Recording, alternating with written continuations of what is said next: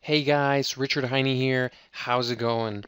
In this video, I would like to talk about kanji. So, as you can see, it's gonna be slightly different, well, very different kind of a video than I usually make, and that's because I'm gonna be using my tablet, and we're gonna be writing some kanji. So, let's jump in.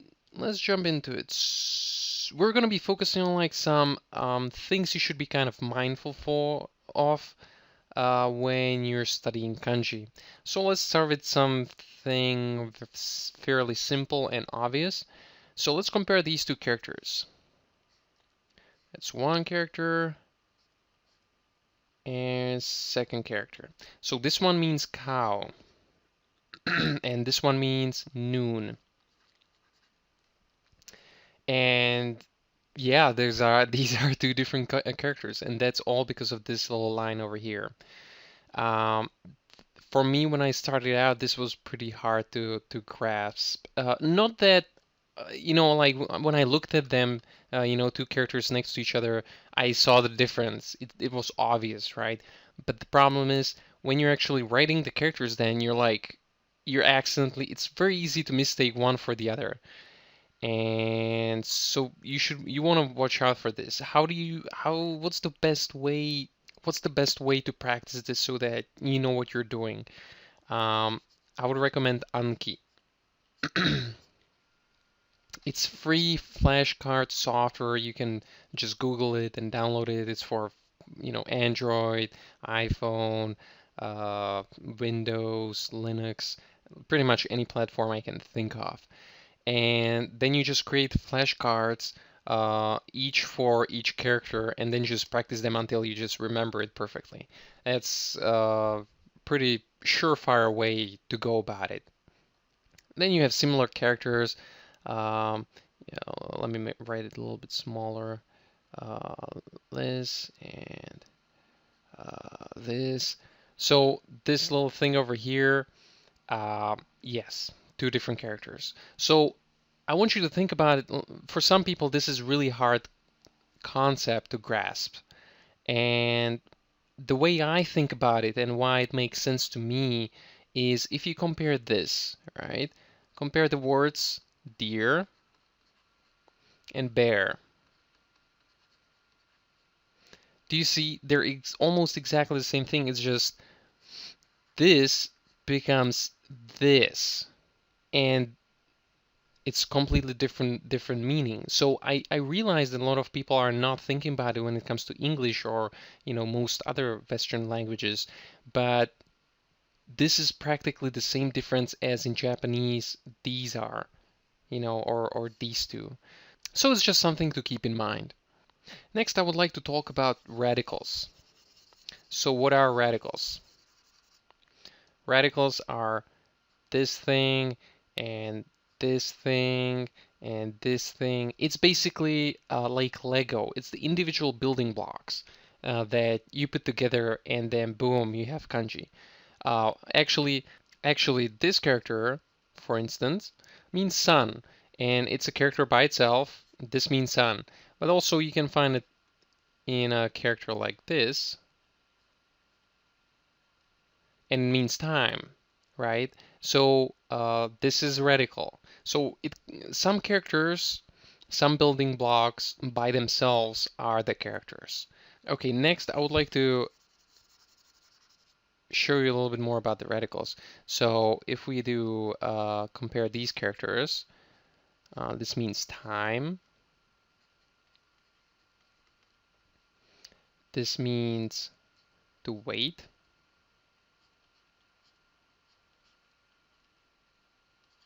To wait. This one means to hold. Hold. And this one means a poem.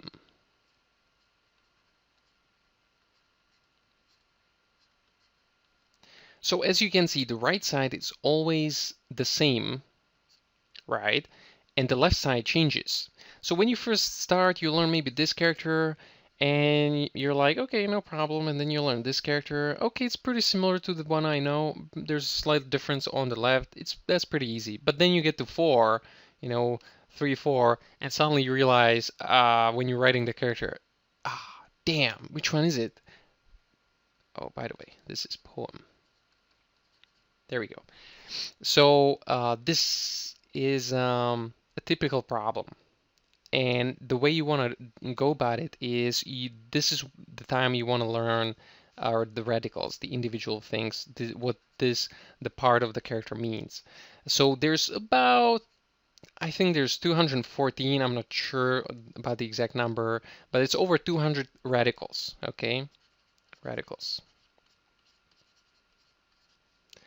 And some people don't start studying kanji until they learn all 200 radicals.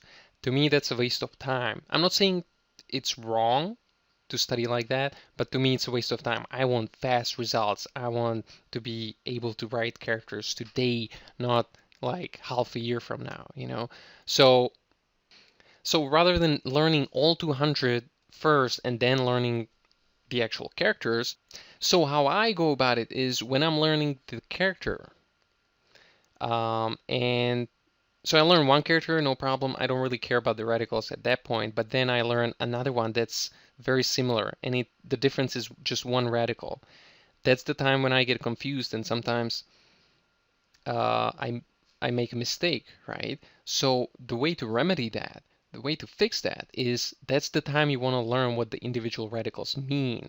So that's when I would learn that this means sun, and this means stop, and this means hand, and this means to speak.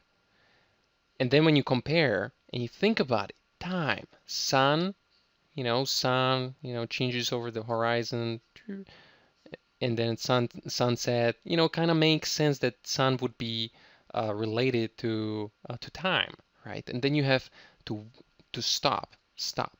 Uh, so stop, okay, so that would make wait, right? Hey, stop there, wait, right? Makes sense. Hold, hand, you know, usually if you're holding something, you're probably using your hands, so it would make sense that you would use the character for hand, the radical for hand in the character. And to speak poem, you can get the connection, right? So it's like that. Sometimes the connection is more obvious, sometimes less. Nevertheless, there's usually some connection. Final thing I would like to point out about radicals is, like I said, originally each radical is, well, not every character. Some radicals are not really used as actual characters, but maybe this one is used. Okay, hand. But the actual character for hand is this. This is hand. So how does this become this? You see, when you're writing the characters and you need to fit them into the box, let's say this is one half, this is other, or you can write a character like this, and there's like another box here or here.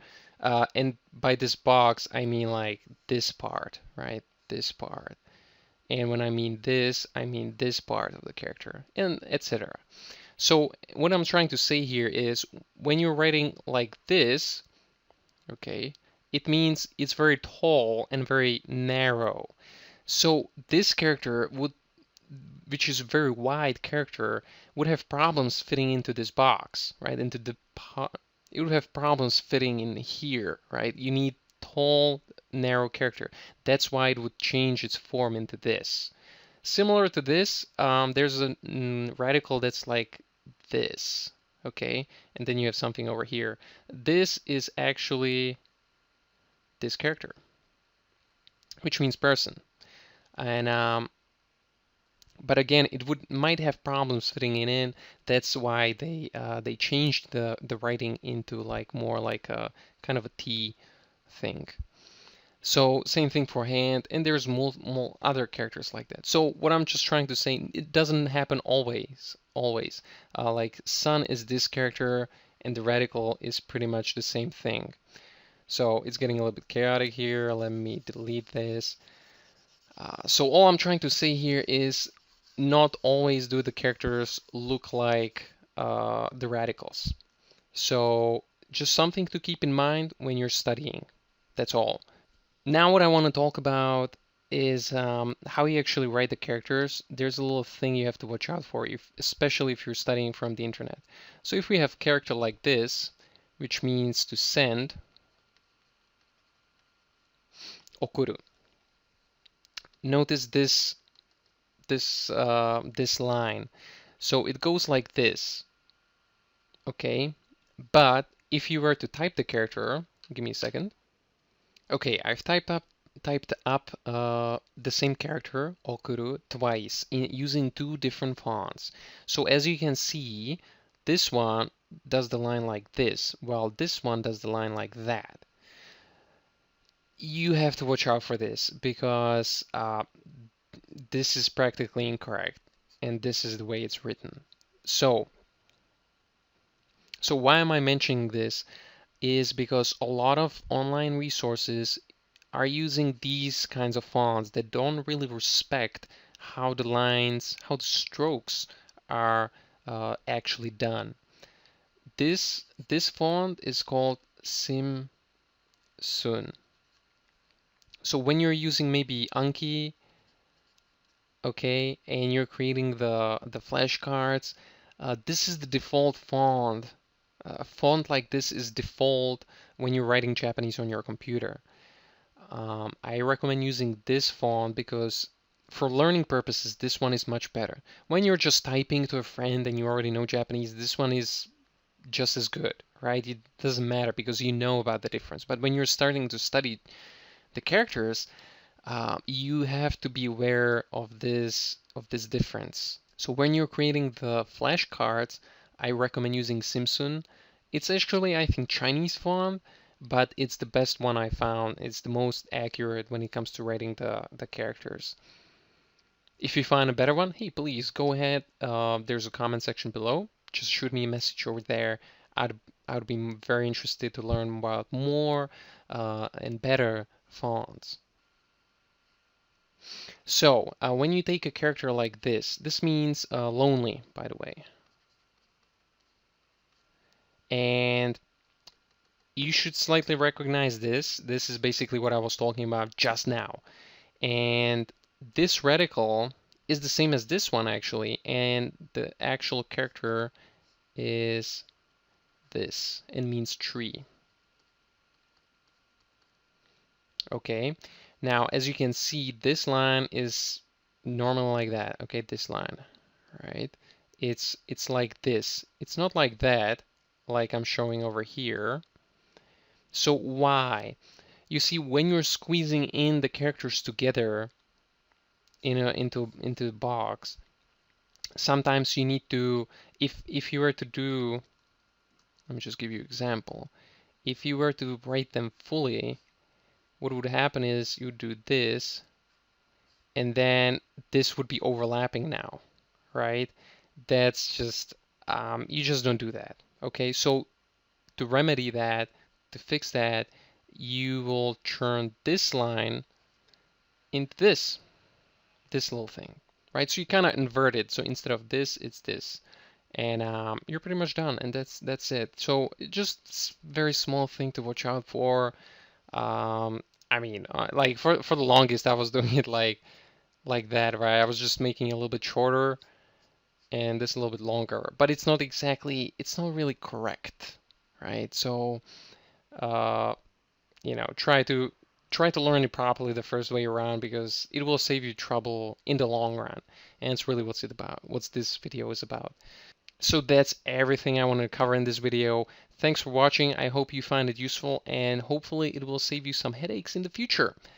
Thanks again for watching. Go ahead and leave me a like if you like the video. If you want more tutorials on how to write kanji, let me know in the comment section below. I'll be happy to do that. So, thanks a lot, and see you in the next one.